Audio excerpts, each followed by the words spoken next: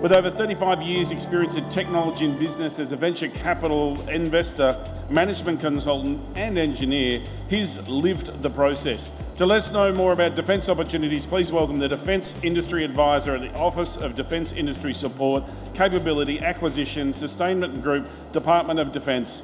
Big title. Allan Aaron.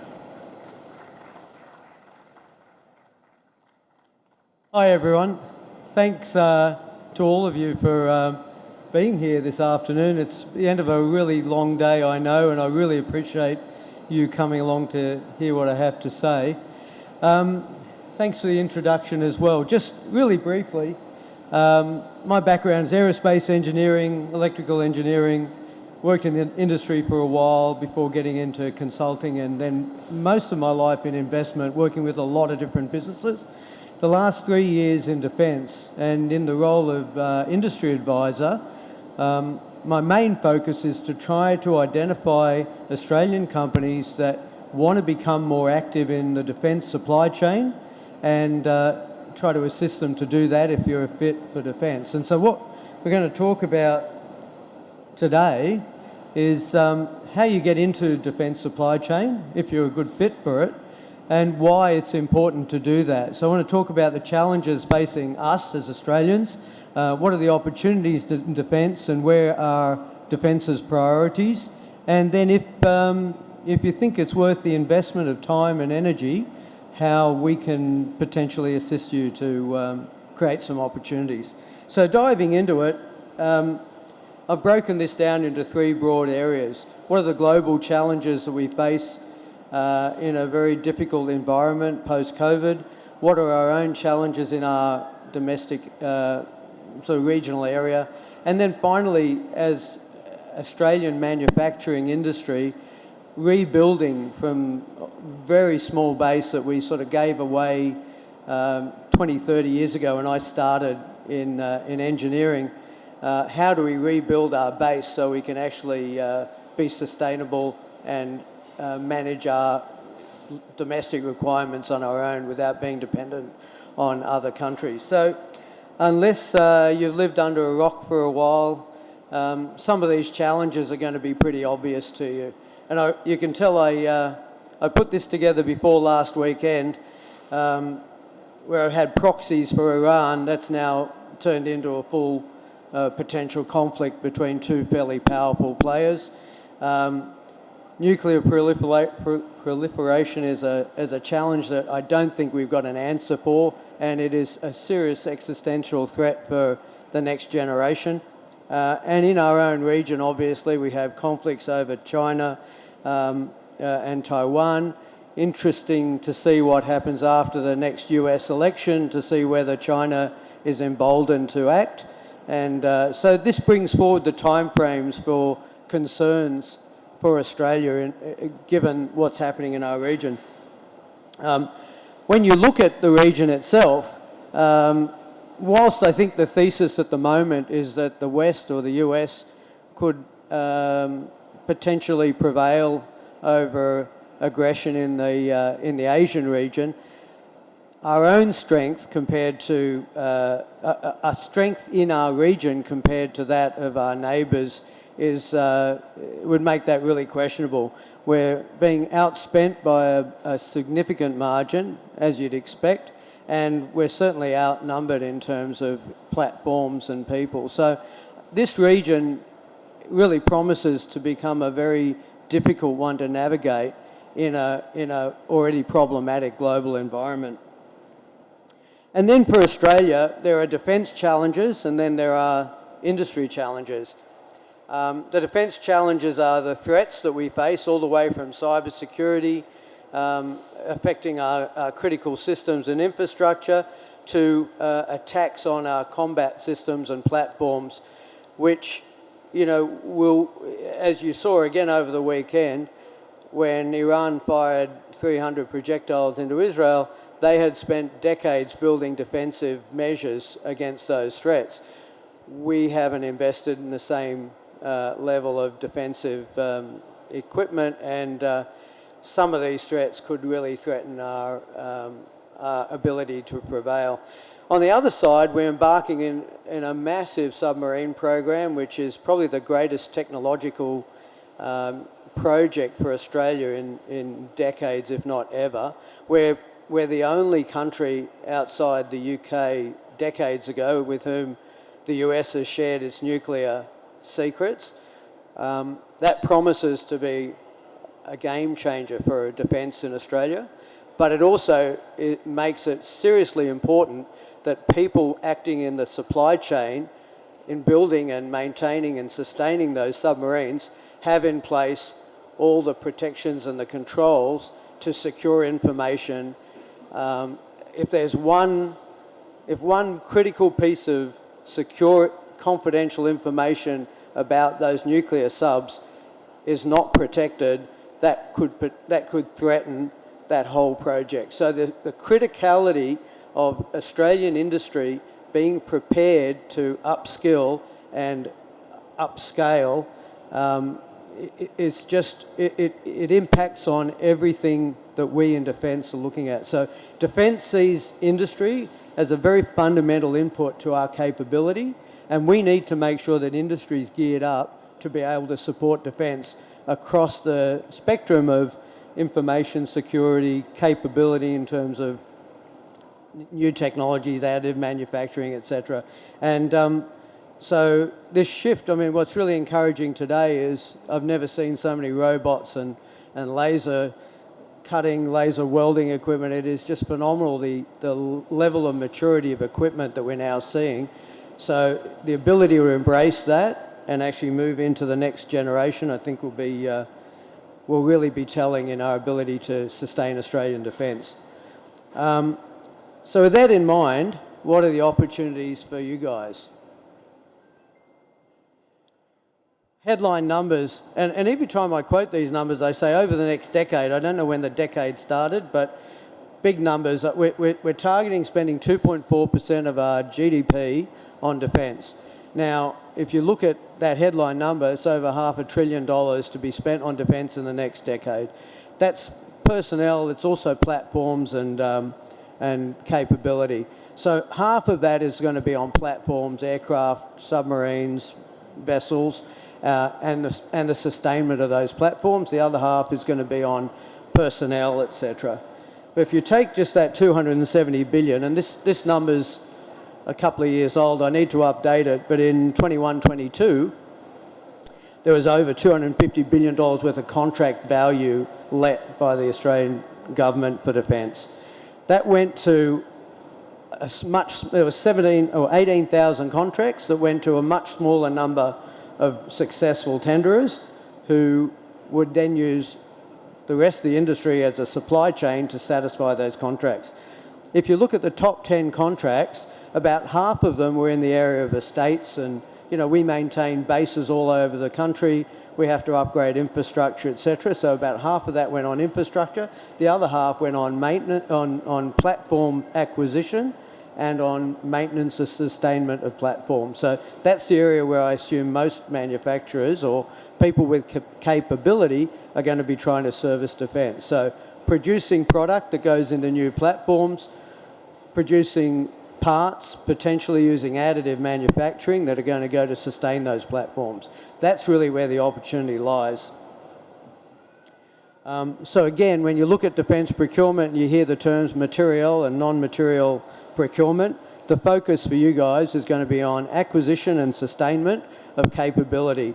And by that, let me just go back for a sec. By that we mean, as I say, aircraft, naval vessels, land equipment, combat equipment, a whole plethora of equipment that actually just today the Integrated Investment Plan was released that shows where directionally Australia will be investing in those platforms and sustainment. So we can talk about that a bit later.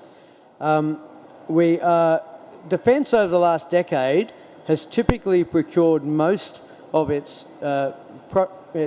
platforms and its services through what we call prime contractors. And these are typically multinational, large businesses who you would almost invariably know the names of. So defence contracts that working? Contracts through those prime contractors, who in turn have Australian industry capability commitments to push some of that contract value through to the Australian industry, you guys. So they sign up to commit to a certain proportion of supply from Australian industry. And so typically small businesses and medium-sized businesses in Australia will not deal directly with defence. They'll deal through prime contractors or through subcontractors to the prime contractors.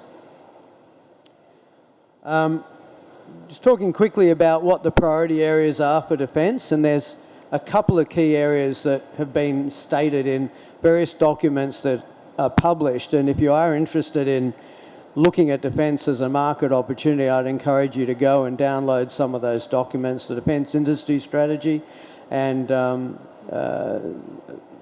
I say, the Integrated Investment Plan, etc. But the priorities that have been identified fall into these broad categories. You can see submarines and undersea warfare is a massive program never before attempted in Australia and actually not outside of the US. Massive investment in maritime. If you look at overall investment in defence, most of it goes into the maritime domain now. There's a push to create an industry to manufacture and sustain guided weapons in Australia. And so over the next few years, we'll be assembling guided weapons that are of overseas design with a view to ultimately collaborating on new generations of guided weapons. And then in the IT domain, quantum technology, quantum computing, cyber, and the last one, directed energy, obviously high-powered lasers to take out threats, airborne threats. In terms of innovation, it's very much aligned with that.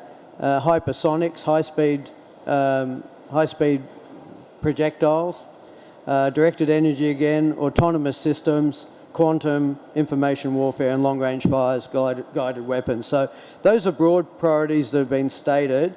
And then in terms of extracting those to what we see Australian industry capable of supporting defence on are these areas. So clearly we have a large fleet of aircraft. We can't be dependent on overseas maintenance and support of those aircraft, so we're seeking to build capabilities to maintain and sustain those air platforms.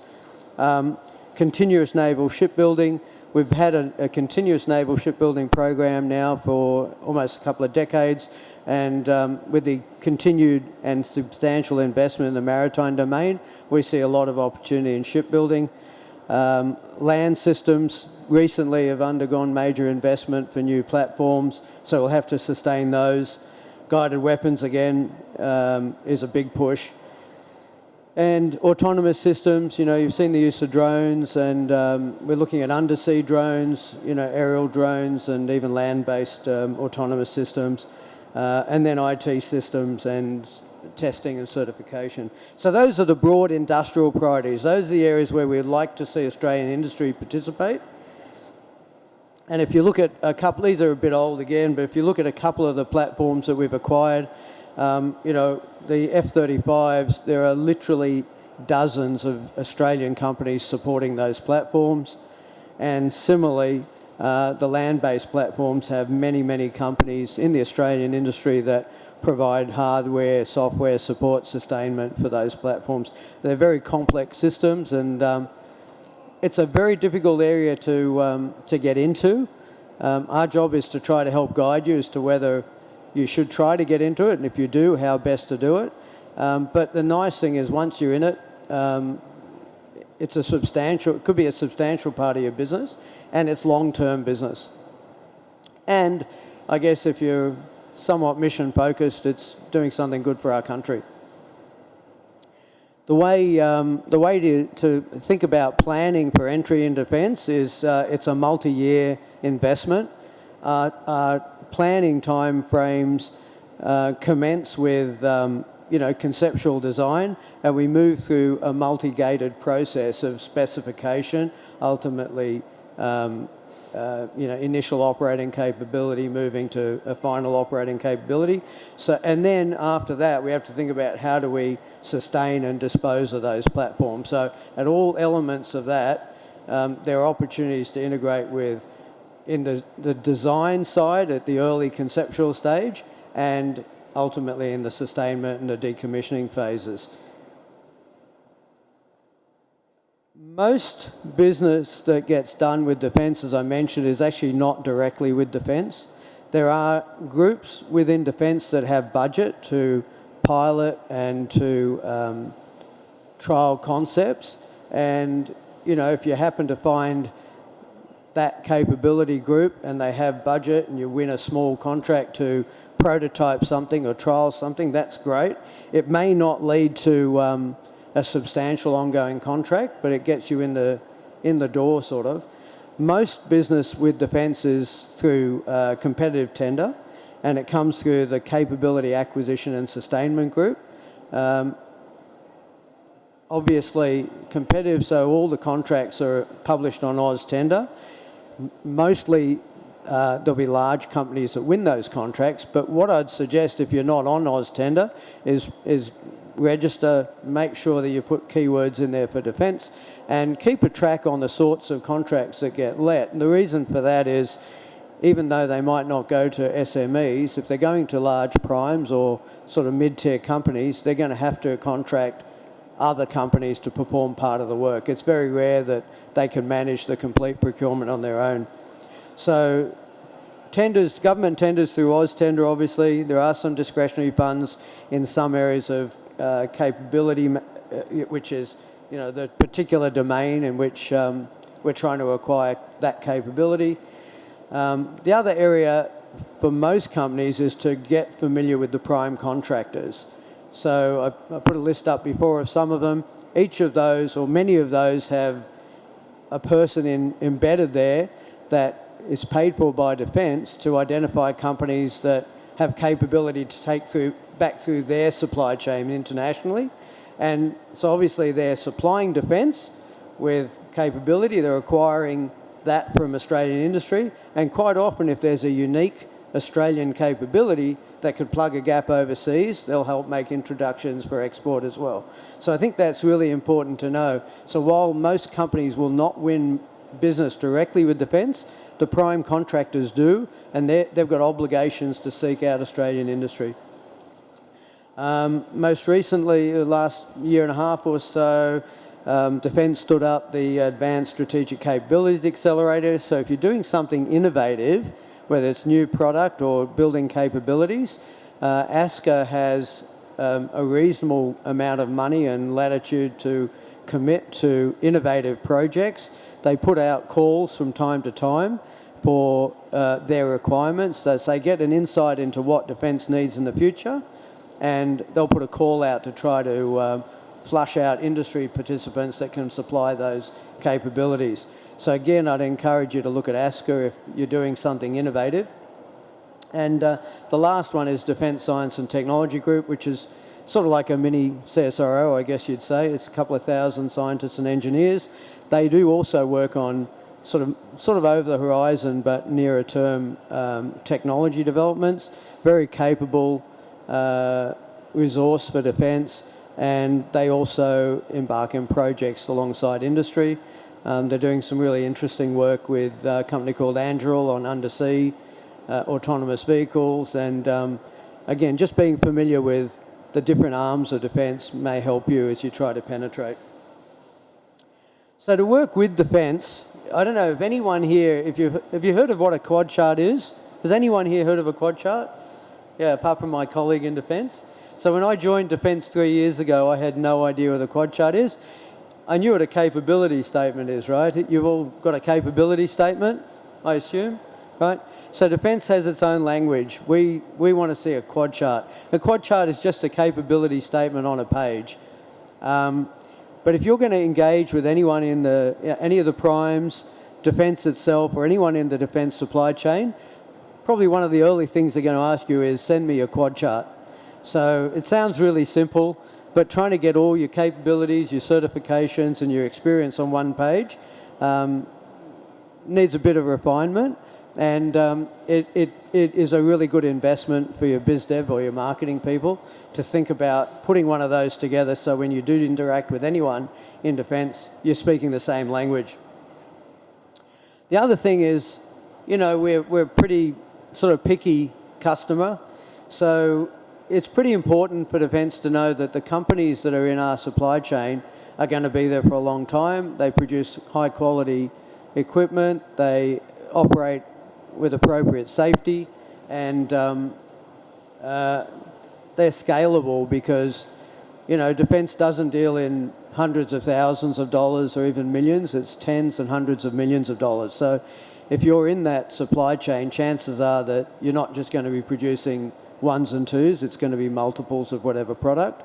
Obviously, if you're on the sustainment side and we need a particular widget to keep a ship's engine going, and we don't want to wait 3 weeks for it to get shipped out from Europe, you might use some additive manufacturing to produce it. So it might not be the volume, but we might need it quickly and to a high quality. So certifications, quality standards, safety standards are all really important. And the last thing is security. As I said, the one major thing that will threaten Australia's submarine program with the US is leaking critical confidential information.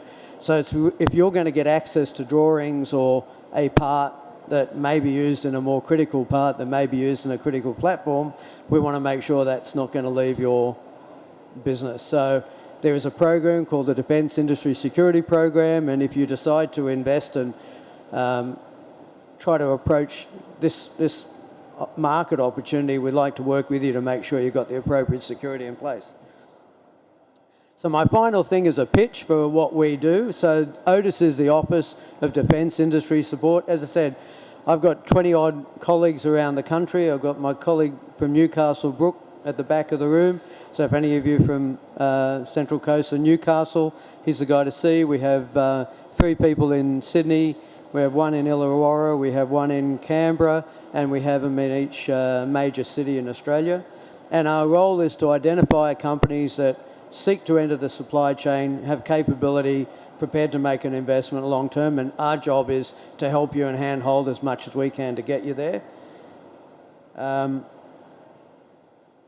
Typically, these are the sorts of services we provide. Interestingly, sometimes it's very, it's not detached from defence, but it's quite generic. So just business strategy, business planning, market entry strategy for defence, etc. Got a lot of experience across the team in understanding how defence operates. There's a couple of us that have a lot of background in innovation, commercialising new technologies, etc. I often help companies actually raise funding to fund projects and to fund their company. But there's a whole range of things, and we're all relatively mature people. I'm probably one of the maturest people, but we've all had a lot of business skill, and we're really happy to help where we can. There's a tool online called the Defence Business Readiness Tool. It's a bit of a qualification tool. Happy for you to just reach into defence. We'll possibly ask you to go into this tool, fill out a very brief questionnaire, that'll register you, request a service, and then someone will call you and try to see if we can help. But my details are on this, and happy to make them available, and feel free to ping me anytime. Happy to respond. And also on our website, we have some material that may be helpful and interesting if you do have an interest in working with us. And I think that's pretty much it.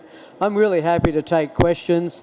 Hope that's been somewhat useful, but we're very, very driven to make an impact for defence and for Australia, and the only way we're going to do that is by engaging with industry.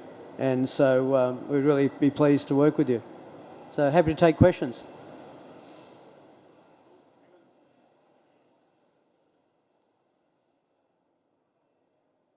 All right, here comes the microphone. It's coming down there outside. Here we go. He's racing up the middle. Here he comes. And it's the microphone.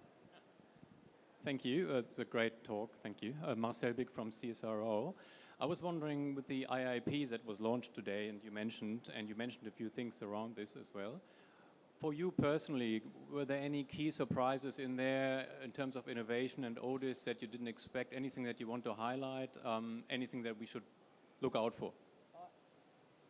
I'll be honest, I've only seen like 3 charts out of the IIP, so I'm probably not the right...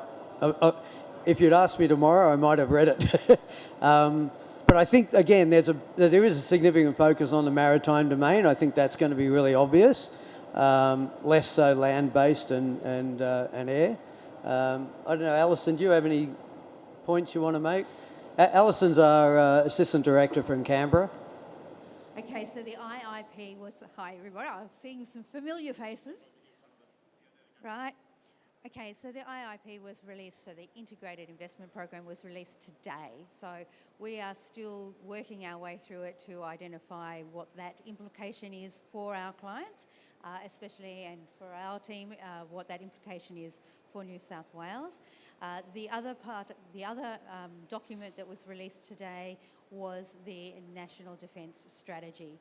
I would suggest and encourage you all to read both those documents along with the Defence Industry Policy, the Defence Industrial Policy Statement, which also includes our sovereign defence industry priorities.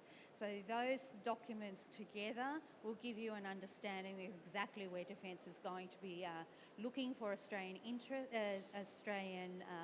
companies to work. It's also going to identify those areas where defence is going to support defence industry to build those capabilities. So whilst we do some of that analysis of the IIP and where that fits with you, we're quite welcome to reach into us and we can have a discussion about where your capabilities sit and how that fits within the defence area. So where can we get that report? Because you've said get the report. Just chat to the LinkedIn. Well, it's on the Defence website. we publish all the strategy papers and documents on the website, and I would really encourage you to get familiar with them because they'll tell you, I mean, some of the stuff that I've spoken about, but particularly the Defence Industry Development Strategy. It's how we see working with industry, which was released about 6 weeks ago, I think. But today's the Integrated Investment Program is really important too because it tells you what areas of defence we're going to be focusing on. Any final questions? Sold. Big round of applause for Allan. Thank you so much for your time. Thank you very much. Thanks all.